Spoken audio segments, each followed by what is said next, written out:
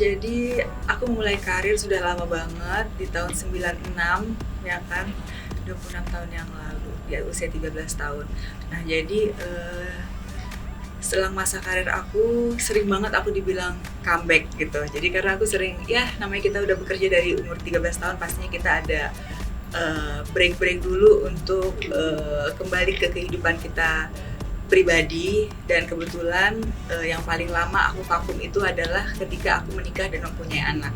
Dan sekarang anak aku sudah mulai besar, mereka juga sudah mulai banyak aktivitas sendiri dengan sekolah, terus kegiatan les dan lain sebagainya. Aku juga udah punya banyak waktu. Akhirnya aku kembali ke hal yang aku cintai, yaitu adalah perform.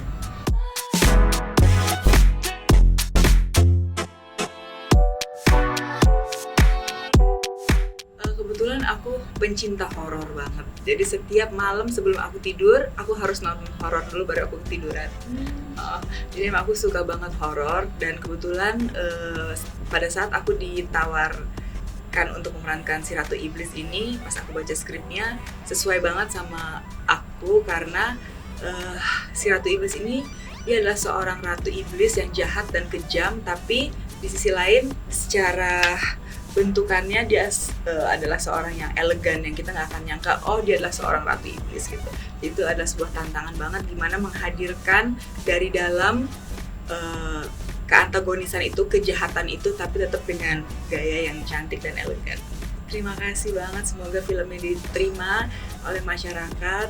Masyarakat juga senang nontonnya, dan bahkan aku sendiri pun belum nonton karena ini film sebenarnya udah syuting udah lama banget sebelum pandemi, dan oleh produser dan sutradara kita udah yang ayo dong para pemain nonton dong. Nah, nanti aja kamu juga biar surprise juga nontonnya barengan dengan masyarakat nanti di tanggal 5 Januari 2023.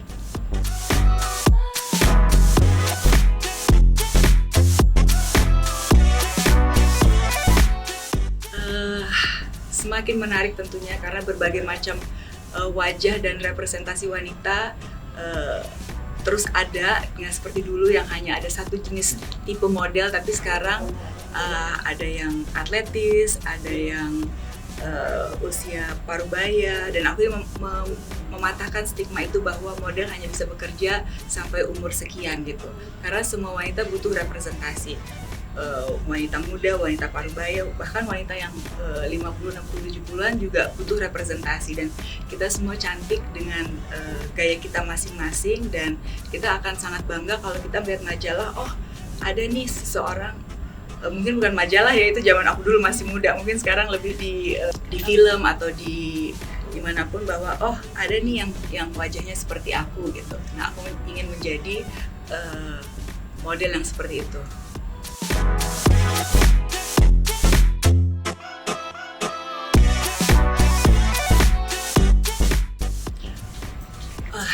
Banyak banget. Jadi mungkin aku sangat berterima kasih ke dunia modeling karena itu adalah dunia yang membesarkan nama aku, yang memberikan aku begitu banyak kesempatan sampai akhirnya aku masih bisa berkarya di usia aku yang ke-39 tahun ini. Walaupun aku sempat vakum untuk menjalankan kehidupan pribadi aku, menikah, punya anak dan lain sebagainya, tapi pada saat aku ready untuk kembali, masyarakat dan dunia yang membesarkan aku ini tetap dengan senang hati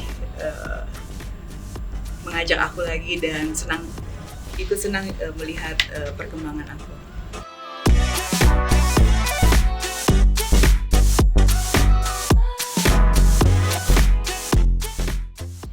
Jadi yang pasti nomor satu itu adalah niat dari dalam, bahwa kita ingin menjadi versi terbaik dari diri kita sendiri. Nah setelah niat itu timbul, tanpa harus disuruh kita akan melakukan hal-hal yang beneficial untuk diri kita sendiri, yaitu seperti menjaga badan, makan yang benar, terus olahraga yang teratur, terus juga nomor satu inner beauty dari dalam, ya kan.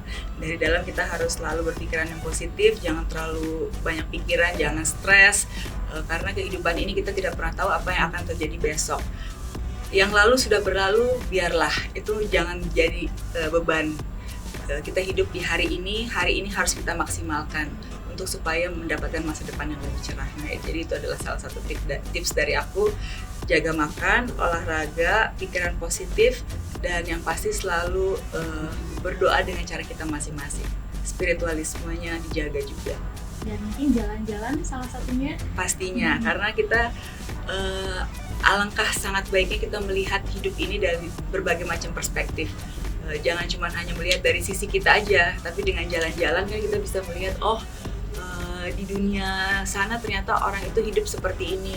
Jadi kita bisa lebih humble lagi, bisa lebih bisa mensyukuri kehidupan kita lagi.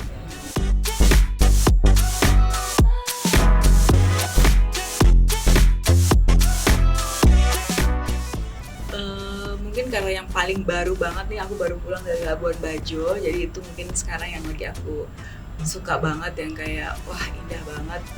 Tapi kebetulan kemarin aku jalan-jalan hanya berdua dengan suami, jadi berharap nanti akan bisa kembali lagi bersama anak-anak, karena itu agak-agak lumayan capek sih, kita harus trekking, terus harus ke tempat-tempat yang agak bikin capek. Anak-anak aku kan sekarang masih agak kecil, jadi mungkin beberapa tahun lagi aku akan kembali bersama anak-anak.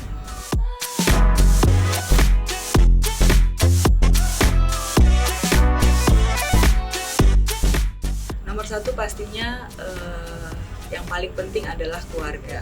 Kehidupan pribadi di atas segalanya. Karena kalau kita bahagia dalam kehidupan pribadi, otomatis dalam bekerja pun kita akan dibawa happy gitu. Jadi keluarga harus diberi pengertian bahwa mama adalah seorang yang senang berkreativitas, senang berkarya, dan itu juga salah satu hal yang aku tanamkan ke anak-anak aku, bahwa bukan berarti saya adalah seorang ibu dan saya adalah seorang istri, saya berhenti menjadi diri saya sendiri gitu. Dan juga salah satu hal yang saya tanamkan ke anak-anak saya, bahwa kita harus terus menjadi orang yang giat bekerja sampai kapanpun. Bukan berarti saya sekarang udah punya anak, punya suami, saya jadi males-malesan nggak mau kerja gitu ya, hanya mau mengurus keluarga. Tentunya itu hal yang sangat mulia untuk mengurus keluarga, tapi kita juga harus memberikan kepada diri kita sendiri apa sih yang paling kita cintai gitu. Jadi kita harus memberikan suatu space juga untuk diri kita sendiri, untuk melakukan hal-hal yang kita cintai. Kalau dalam kasus saya, yaitu adalah perform.